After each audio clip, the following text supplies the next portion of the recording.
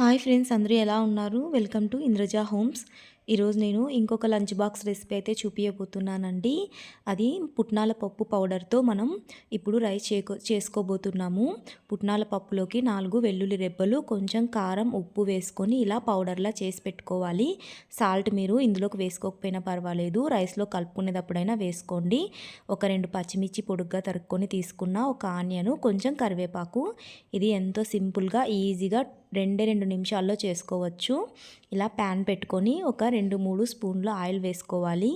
Oil heat అయిన తర్వాత పోపు దినుసులు అయితే వేసుకున్నాను. కొంచెం శనగపప్పు ఎక్కువే వేసుకుంటున్నానండి. శనగపప్పు కొంచెం ఎక్కువ వేసుకుంటే టేస్ట్ బాగుంటుంది తినేటప్పుడు, అందుకనే నేను శనగపప్పు అయితే కొంచెం ఎక్కువ వేసుకున్నాను.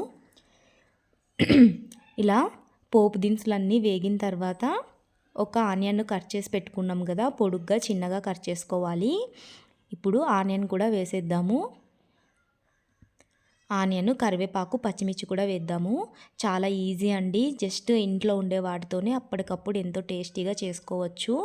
ఇంట్లో ఏమీ లేనప్పుడు కూడా ఈ రైస్ చాలా ఉపయోగపడుతుంది. ఒక్కసారి చేసుకొని తిని చూడండి, నిజంగా చాలా బాగుంటుంది. ఈజీగా చేసుకోవచ్చు.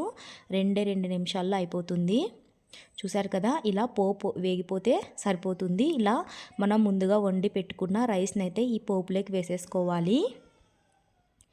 ఇలా రైస్ అంతా వేసుకున్న తర్వాత ఆ పోపు అంతా రైస్కి పట్టే వరకు బాగా హై ఫ్లేమ్ మీదే బాగా రైస్కి పట్టే వరకు కలిపేసుకోవాలి.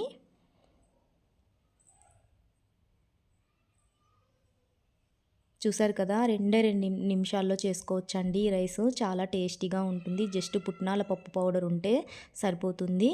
అంతే అండి. ఒక 3 స్పూన్ల వరకు పుట్నాల పప్పు పౌడర్ అయితే రైస్లోకి వేసుకొని కలిపేసుకోవడమే. మీరు సాల్ట్ చెక్ చేసుకొని అడ్జస్ట్ చేసుకోండి. ఒకవేళ కారం కూడా ఇంకొంచెం కావాలి అనుకుంటే ఇక్కడే వేసుకొని చూసుకొని కలిపేసుకోవడమే. చాలా అంటే చాలా బాగుంటుంది. ఇందులోకి ఏ కూరలు కూడా అవసరం లేదండి. జస్ట్ ఇలా కలుపుకొని బాక్స్కి పెట్టేసుకొని వెళ్ళిపోవచ్చు. మీకు కనుక ఈ వీడియో నచ్చుంటే లైక్ చేయండి, షేర్ చేయండి. మరిన్ని వీడియోస్ కోసం నా ఛానల్ని తప్పకుండా సబ్స్క్రైబ్ చేసుకోండి. ఒకసారి ఈ రైస్ చేసుకొని తినండి, నిజంగా చాలా అంటే చాలా బాగుంటుంది. చూసారు కదా, చాలా సింపుల్గా జస్ట్ పోపు వేసుకొని రైస్ వేసుకొని ఈ పొడి వేసేసుకోవడమే. చాలా అంటే చాలా టేస్టీగా ఉంటుంది. మీరు ట్రై చేసి మీకు ఎలా వచ్చిందో తప్పకుండా నాకు కామెంట్ చేసి చెప్పండి.